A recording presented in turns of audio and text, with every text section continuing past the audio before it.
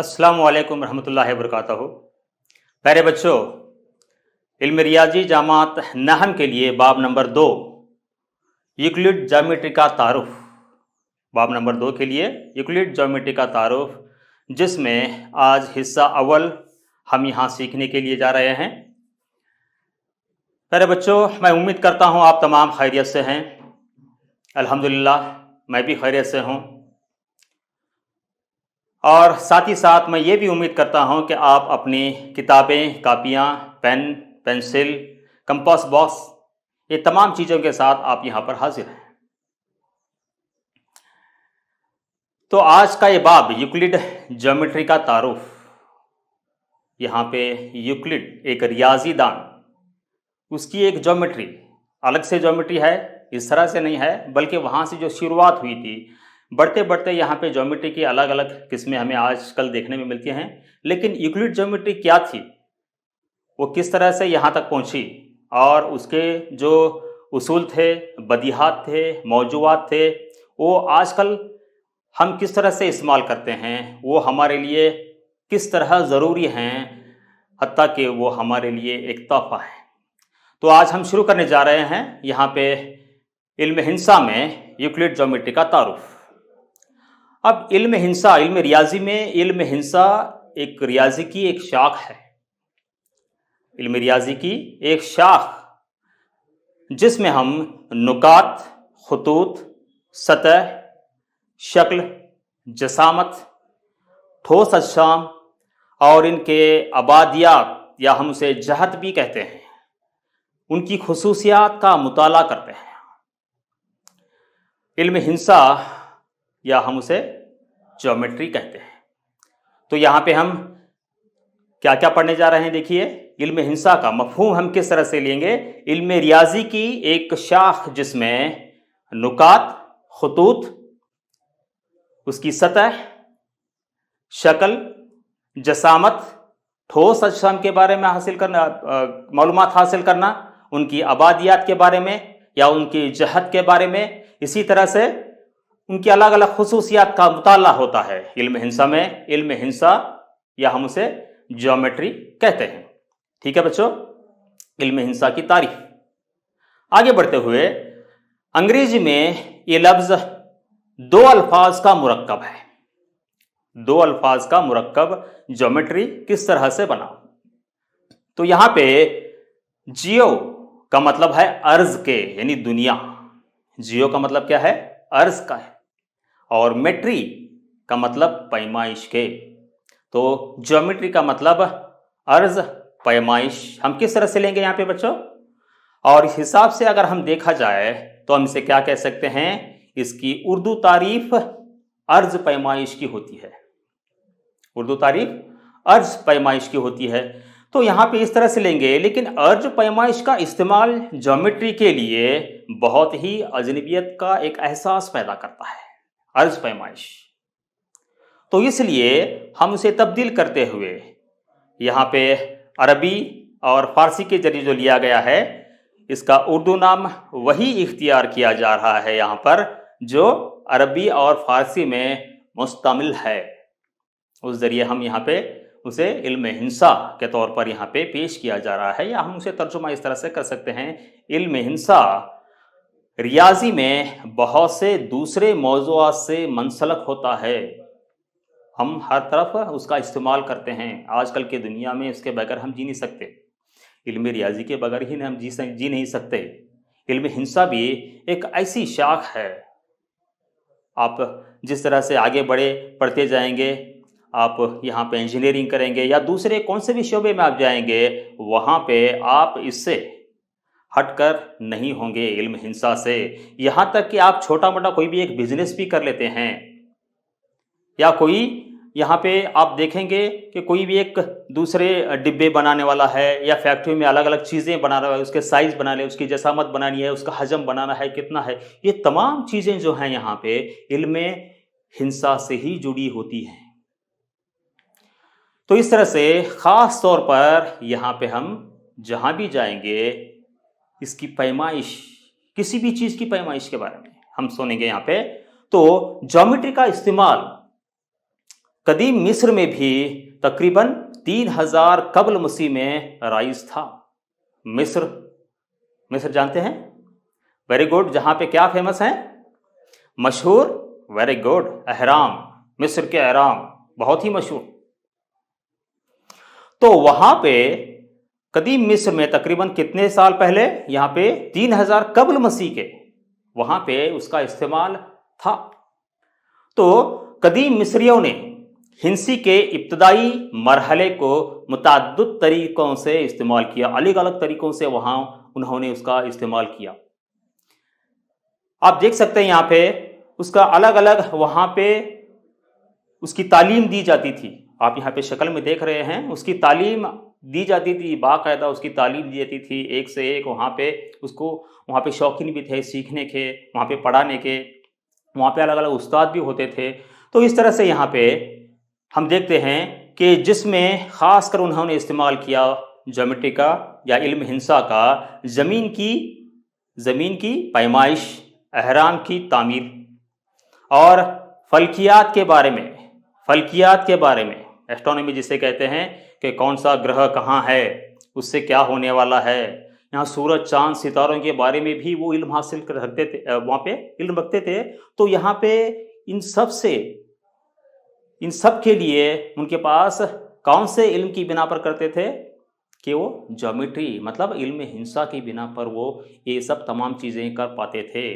तो यहाँ पे ज़मीन की पैमाइश के लिए वो किस तरह से इस्तेमाल करते थे। आज भी वहाँ पे देखेंगे हम अहरामों में या दूसरी जगह पे जाएंगे मिस्र में, तो अलग अलग ऐसी शक्लें दिखाई देती हैं, उन्होंने वहाँ पे कंधा किया हुआ है। तो ज़मीन की पैमाइश अलग अलग तरीक़ों से की जाती थी।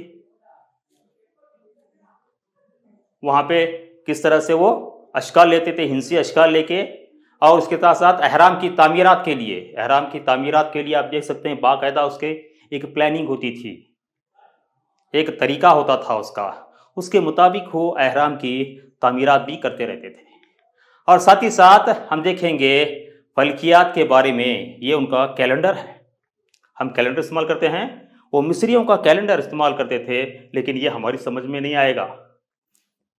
लेकिन जो माहिर हैं उन्होंने ये पता लगाया कि वो उनका क्या था, एक कैलेंडर था, ठीक है, एक जंतरी था हम कहते हैं। वो जंतरी भी बनाते थे, किसके हिसाब से? सूरज चांद अपनी किस तरह से जगह बदलते हैं उस हिसाब से वो करते रहते थे। मतलब उन्हें पूरी तरह से उसका इल्म था। ठीक है बच्चों, तो आगे बढ़ते हुए हम देखेंगे यहां पर तकरीबन 2900 कबल मसीह में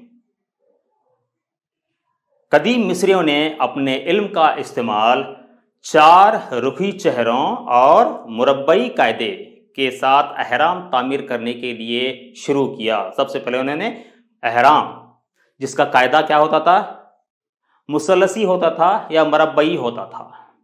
इस तरह से मुसल्लस और उसके ऊपर 4 मुसल्लस इस तरह से खड़े होते थे। तो अहराम की तामीर से उन्होंने इसकी शुरुआत की थी। आप यहाँ पे देख सकते हैं शक्ल में किस तरह से उसकी तामीरात उन्होंने शुरू की थी।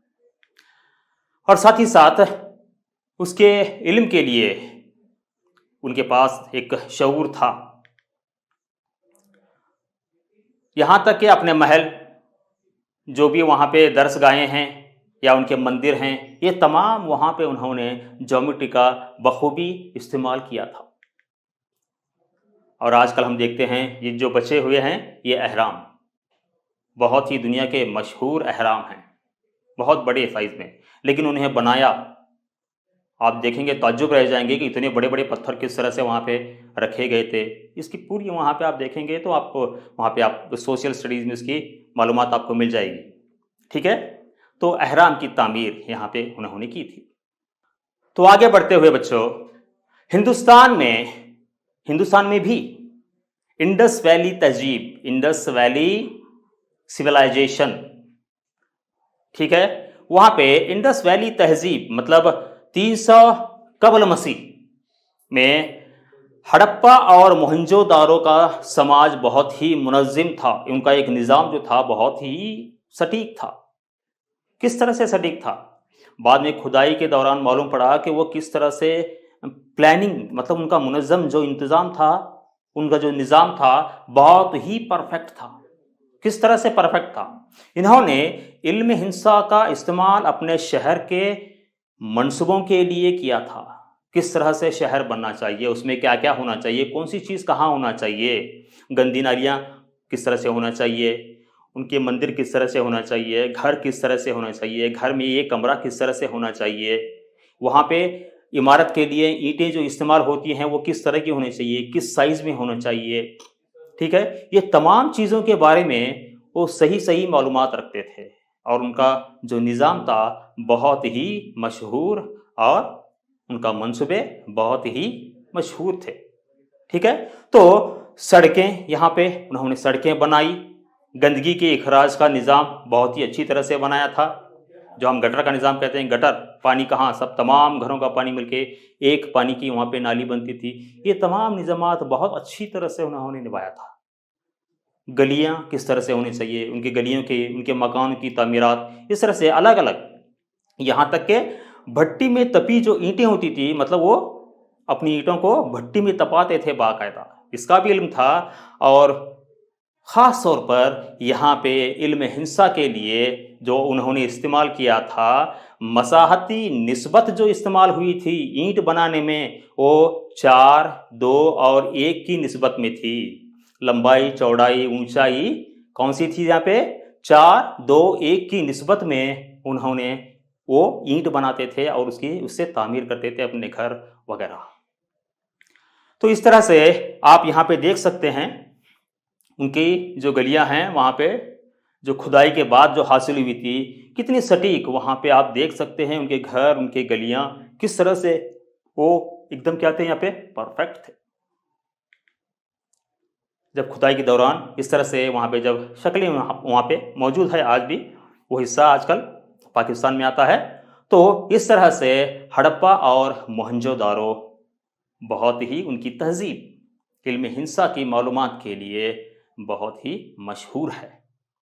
ठीक है बच्चों, ठीक है, आगे बढ़ते हैं कि यहाँ किस तरह से अलग अलग तहजीबों ने इसका इस्तेमाल किया।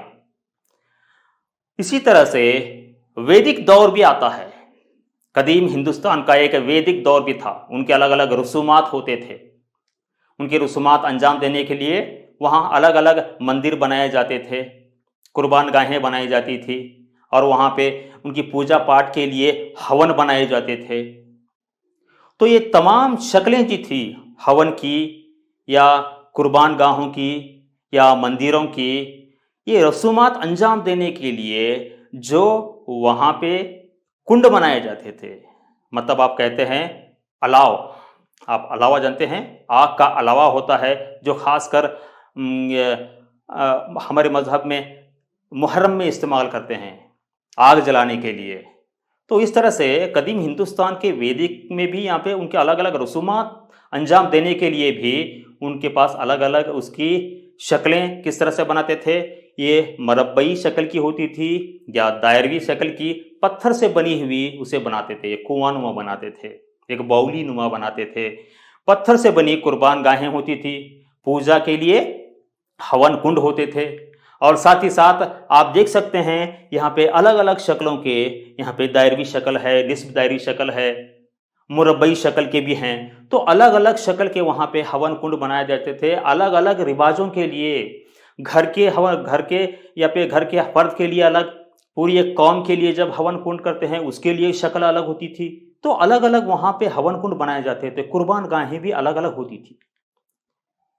आप देख सकते हैं ये भी एक पुराना हवन कुंड है, यहाँ पे आग जलाई जाती थी, उसके अतराफ वहाँ पे कुर्बान गायें होती थी या उनके आप कहते हैं मेले जातरे वगैरह होते थे, तो वहाँ पे कुछ पूजा पाठ भी होती थी। आजकल भी आप देखेंगे पूजा पाठ किस तरह से वहाँ पे हवन का इस्तेमाल करते हैं। तो ये भी एक पुराना यहाँ पे हवन कुंड है। इस तरह से मतलब यहाँ पे हमें देखने की बात यह है कि ये किस तरह से उसकी शक्लें, उसे वहाँ पे उसकी तरतीब देखिए, उसका नज्म देखिए, कितनी अच्छी तरह से, कितनी सटीक तरह से, ये हज़ारों साल पुराने हैं, कितने सटीक तरह से वो बनाते थे। तो तावीज़ात के तौर पर भी वो इस्तेमाल करते थे, ज्योमेट्री का इस्तेमाल तावीज़ात के तौर पर भी किया गया। तावीज़ात के तौर पर श्रीयंत्रा, सुलभ सूत्रा, श्री चक्र, ये तमाम जो हैं ये तावीज़ात के तौर पर वो इस्तेमाल करते थे। यहाँ पे फल्कियात के लिए भी वो इस्तेमाल, मतलब वैदिक दौर में उसका इस्तेमाल हुआ। अलग अलग उसके देवी देवताओं के नाम पर वहाँ पे इल्म फल्कियात को जानते थे। इसी तरह से यहाँ पे श्री यंत्रा, सुलभ सूत्रा, श्री चक्र, ये इस तरह से डिज़ाइन जो भी यहाँ पे बनाते थे वो घर में आज भी आप देखेंगे। इसे एक ज्योमेट्री आई, वो क्या कहते हैं वहाँ पे, वो सैक्रेड ज्योमेट्री कहते हैं। आजकल वो लोग कहते हैं सैक्रेड ज्योमेट्री, ये बहुत महंगे, मतलब वो जो लोग वहाँ पे वेदा को जानते हैं वही लोग इसे बनाते हैं। आप देखेंगे ये इसमें एक अलग अलग तरह की खूबसूरती पाई जाती है, सटीक डिज़ाइन, यहाँ पे पूरी तरह से ज्योमेट्री का इस्तेमाल किया गया है। ये अलग अलग वहाँ पे इल्म हिंसा का दुरुस्त तरीका इस्तेमाल हुआ था, लेकिन उसूल के बारे में जानकारी नहीं मिलती। कौन से उसूल की बिना पर ये तमाम चीज़ें वहाँ पे वो बनाते थे, उसकी तश्कील करते थे, उसूल कौन सा था नहीं मालूम, उसूल मालूम नहीं था, बस करते थे, सटीक करते थे। एक के वहाँ पे एक दूसरे को समझाता था, वो आगे बढ़ते जाता था। इस तरह से वहाँ पे नस्ल दर नस्ल बढ़ता ही गया, आज तक भी बढ़ रहा है। लेकिन उस वक्त इसके लिए कोई उसूल की जानकारी नहीं मिलती कि ये इस उसूल से ही बनाना चाहिए, इसकी कोई जानकारी वहाँ पर मौसूल नहीं है। तो चूंकि इल्म हिंसा एक अमली मजमून है, आप समझ रहे हैं, एक अमली मजमून है, इसे तश्कील करना पड़ता है, अमल करना पड़ता है इसके ऊपर, ठीक है। एक अमली मजमून है, मतलब उसे उसके फर्ज कीजिए कि आप मुसल्लस है, मुसल्लस की शक्ल निकालनी पड़ती है, उसकी तश्कील करनी पड़ती है। कोई एक कुर्रा है तो कुर्रा उसे बनाना पड़ता है, मतलब पैमाइश के साथ साथ ये अमली मजमून भी है। इल्म हिंसा क्या है, एक अमली मजमून है, अमल मतलब उस पर हम काम करना पड़ता है, ठीक है। तो इस तरह से आप कहेंगे, इंग्लिश में इसे स्किल कहते हैं, ठीक है। दुनिया भर में इसे फ़रोग मिला, हिंदुस्तान में, मिस्र में, अलग अलग लोगों, वहाँ पे अलग अलग जगहों पर इसे फ़रोग मिला। किसे फ़रोग मिला, वेरी गुड, इल्म हिंसा को या ज्योमेट्री को फ़रोग मिला, और लगातार बड़े शौर से इसका क्या हुआ, बड़े शौक से इसका इस्तेमाल भी होता रहा, और सिर्फ नताइज के बयानात पर मुश्तमिल हुआ। इसके सिर्फ नताइज के बयानात, इसके नतीजे क्या हैं, इसके बयानात पर ही मुश्तमिल था। तरीके का मतलब यहाँ पे तरीके का कोई आम उसूल ही नहीं था। आप मिस्र में जाएंगे या वैदिक दौर में जाएंगे या हड़प्पा और मोहनजोदारो में जाएंगे, तो यहाँ पे उनके लिए तरीके का कोई आम उसूल नहीं था, वो सिर्फ नताइज के बयान पर मुश्तमिल थे। मतलब क्या है इसका, सिर्फ अपने मकसद के लिए ही इस्तेमाल किया गया।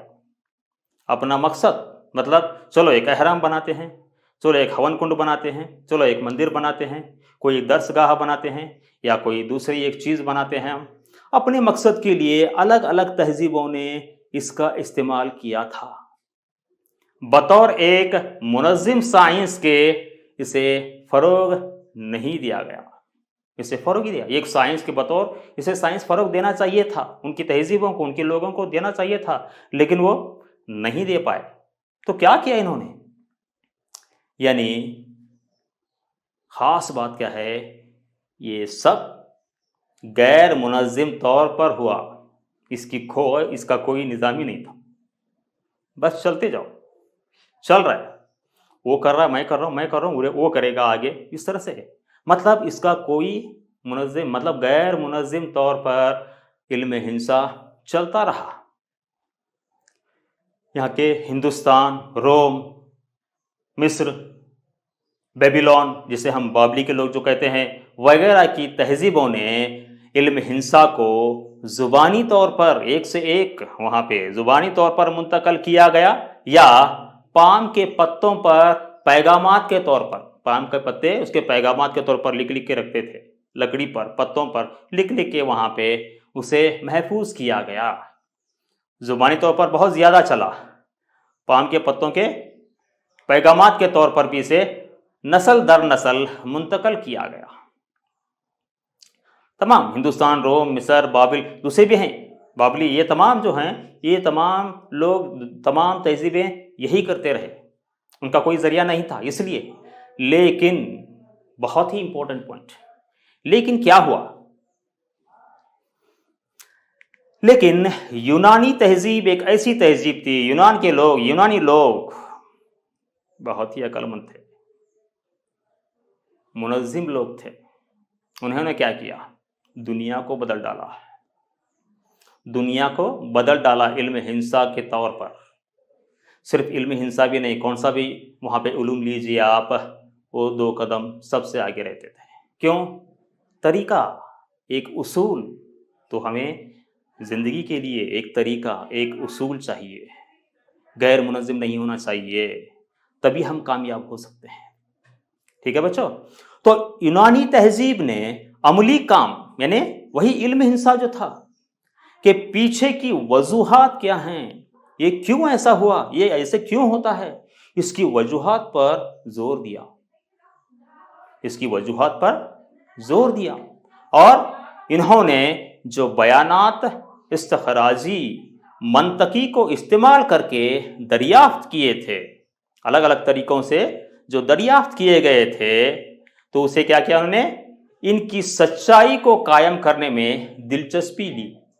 ये सच्चाई को कायम करने में, ये सच्चा ये है नहीं है, सच है या झूठ है, उसके पीछे लगे रहे, उसे जोर देते गए, उसके पीछे मतलब उसके वजूहात ढूंढना, उसकी सच्चाई को कायम करना। ये इस तरह से, ये उसूल, ये इस उसूल के तहत ही ये सही है, इस उसूल के तहत ये सही है, इस तरह से वो अलग अलग यहाँ पे बोलते जाते थे। ठीक है बच्चों? तो और बहुत हद तक वो कामयाब भी रहे, बहुत हद तक वो कामयाब भी रहे, कामयाब भी हैं। तो आज हम यूनानी रियाजी दानों से ही शुरुआत करेंगे। यहाँ पे एक आपको सरगर्मी दी जा रही है। आज हमने जो भी यहाँ पे इल्म हासिल किया या जानकारी हासिल की, उस पर एक छोटी सी सरगर्मी आपके लिए। ठीक है? आप यहाँ पे कुछ बयानात दिए जा रहे हैं, यहाँ पे जगह खाली है, तो आपको क्या करना है, वेरी गुड, पुर करना है बस। बहुत ही आसान है, आप आसानी से कर सकते हैं। ठीक है? सबसे पहला देखेंगे सवाल आपकी स्क्रीन पर। यहाँ पे तमाम सवालात एक साथ आ रहे हैं। खैर कोई बात नहीं, तमाम सवालात देख लीजिए। मैंने यहाँ पे कुल 5 सवालात दिए हैं, कुल 5 सवालात। सबसे पहला सवाल देखिए, ज्योमेट्री या इल्म हिंसा की शुरुआत किसकी पैमाइश को लेकर हुई थी? पहला सवाल क्या है? ज्योमेट्री की शुरुआत किसकी पैमाइश को लेकर, डैश की पैमाइश को लेकर शुरू हुई थी। दूसरा सवाल, मोहनजोदारो के दौर की इमारतों में इस्तेमाल होने वाली ईंटें जो थी, उनकी निस्बत क्या थी, लंबाई चौड़ाई और ऊंचाई जो भी थी वहां पे, उसकी निस्बत क्या थी। तीसरा सवाल आपको यहां पे दिया गया है, थेल्स एक कहां का रियाजीदान था, यहां आपको उस मुल्क का नाम लिखना है। फिसागोरस का उस्ताद कौन था, उसका उस्ताद कौन था। मैं एक के बाद धीरे पूछूंगा आपसे, आप खामोश रहिए, मैं पूछूंगा आप जवाब देते रहिए। उसके बाद सबसे पहले और यहां पे 5वां सवाल, यूक्लिड ने तमाम ज्योमेट्री दरियाफ्तों को इकट्ठा किया और उसे क्या नाम दिया। उसे एक नाम दिया गया था, उसका नाम क्या था। आप अंग्रेजी में भी बोल सकते हैं या उर्दू में भी बोल सकते हैं। तो सबसे पहले ज्योमेट्री की शुरुआत कहां से हुई, वेरी गुड, किसे लेकर हुई थी, किसकी पैमाइश थी वो, बहुत अच्छे, जमीन की पैमाइश। किसकी पैमाइश, जमीन की पैमाइश को लेकर हुई थी, वेरी गुड। दूसरे सवाल की तरफ जाते हैं, मोहनजोदारो, हड़प्पा और मोहनजोदारो की इमारतों में इस्तेमाल होने वाली जो ईंटें थी, वो ईंटें, उनकी मसाहती निस्बतें, उसकी निस्बत क्या थी। यस, बहुत खूब, क्या थी, उसकी निस्बत 4-2-1 निस्बत में ईंटें बनाई जाती थी। तीसरा सवाल, थेल्स, आराम से यस आप बोलिए, तीसरा सवाल क्या था, थेल्स कहां का, बहुत अच्छे, वो यूनान का रियाजीदान था, वेरी गुड। चौथे सवाल की तरफ बढ़ते हैं, फिसागोरस का उस्ताद बिल्कुल सही, वहीं पे मौजूद है। क्या है नाम? थेल्स। तो फिसागोरस का उस्ताद कौन था? थेल्स था। आखिरी सवाल वहां से आप बोलेंगे? ठीक है, जरूर। यूक्लिड ने तमाम ज्योमेट्रियाई दरियाफ्तें उनको इकट्ठा करके उसे एक नाम दिया था। क्या नाम दिया था? बिल्कुल सही, आप भी सही हैं। उसे हम क्या कहते हैं? एलिमेंट्स भी कहते हैं, अनासिर भी कहते हैं। बहुत अच्छे, शाबाश, तमाम के लिए शाबाशी। ठीक है बच्चों, तो इस तरह से यहाँ पे आपको एक घर पर काम भी दिया जा रहा है। आप उसे दर्ज कीजिए, हल कीजिए और अपने उस्ताद मोहतरम को दिखाइए, उसकी तस्दीक कर लीजिए और वेरी गुड, शाबाशी भी हासिल कीजिए। ठीक है बच्चों, तो देखते हैं घर पर काम क्या है। दर्ज झील रियाजी दाने या रियाजी दानों के बारे में, उनकी तस्वीर को आपको इकट्ठा करना है, उनके मुतालिक जानकारी शॉर्ट में जानकारी लिखना है, उसका एक एक पेज में एक एक तस्वीर चस्पा करते हुए उनके बारे में जानकारी का एक एल्बम आपको बनाना है। कितने रियाजीदान यहाँ पे दिए जा रहे हैं देखिए। तो हिंदुस्तान के रियाजीदान श्रीनिवास रामानुजन सबसे पहले, प्लेटो के बारे में, टोलेमी के बारे में, आर्किमिडीज के बारे में, इसी तरह से मोहम्मद बिन मूसा अल ख्वारिज़मी, इनके बारे में भी जानकारी आपको इकट्ठा करना है। आर्यभट्ट एक हिंदुस्तानी रियाजीदान, ब्रह्मगुप्ता और भास्करा दुवम, इन रियाजीदानों के बारे में आपको जानकारी हासिल करनी है। मतलब जानकारी हासिल करके उसे दर्ज करते हुए उनके तस्वीर के साथ एक एल्बम बनाना है। ठीक है बच्चों, तो आज का ये यूक्लिड ज्योमेट्री का तारुफ जो बाब नंबर 2 है, उसका हिस्सा अव्वल यहाँ पे इख्तिताम होता है। बहुत बहुत शुक्रिया, जज़ाकल्लाहु खैर।